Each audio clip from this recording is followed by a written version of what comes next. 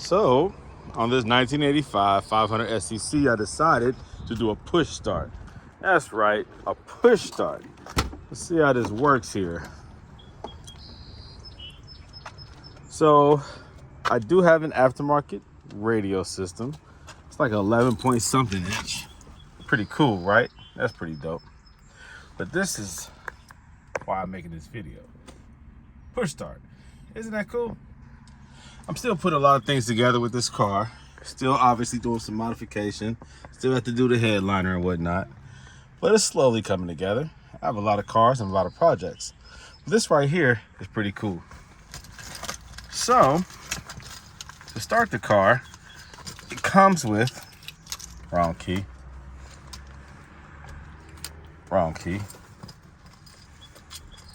Boom.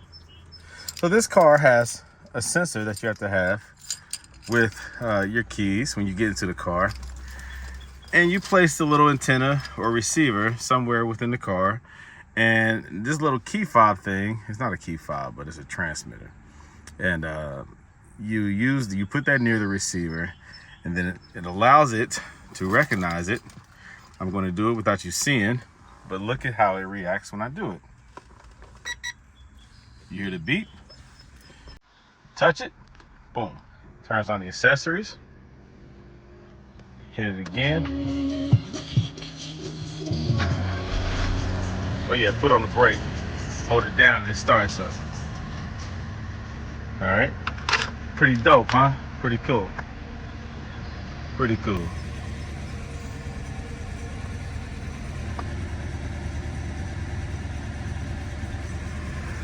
So yeah, I have a lot more things that I'm doing here. You see a lot of wires down there because I'm running wires from the back of this to the back to the trunk for an amplifier.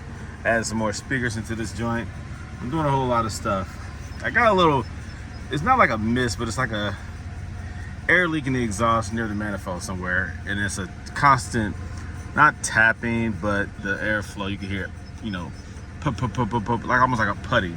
And the car has plenty of power. It doesn't like miss when it comes to power, but that causes a sound that I need to figure out where that leak is coming from exactly so that I can get rid of that.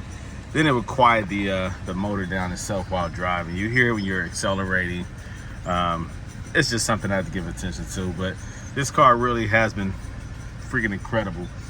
I've lowered the front end. I still need to lower the rear. I did that just by cutting the springs. This is the Euro-spec, so it has the better transmission, the better motor. I have a 560 SEC up there, US spec, but the 500 SEC Euro to me is my favorite regarding the way it drives, the way it handles, the simplicity, some of the advanced features that this 560 doesn't have. They're just a little different, you know, and it's a reason why a lot of people go for the Euro.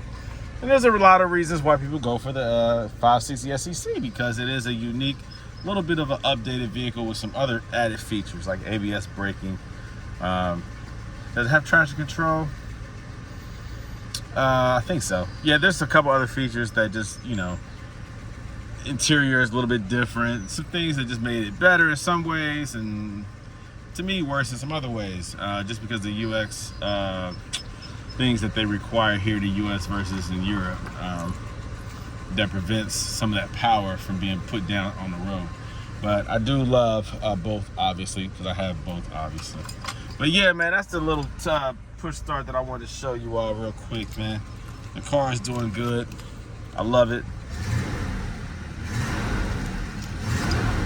Love this joint, man. Love this car.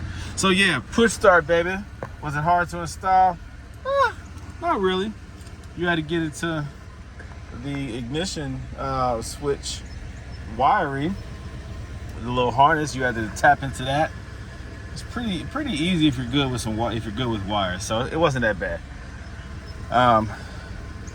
The newer Mercedes, of course, you can't do that, but with the old school Benzes, you can do a push start. And so I've just proven it. Foot on the brake,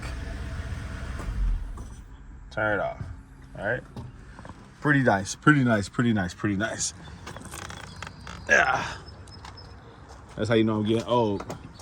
When you get out of the car, when you get in the car. All right, there you go, yeah.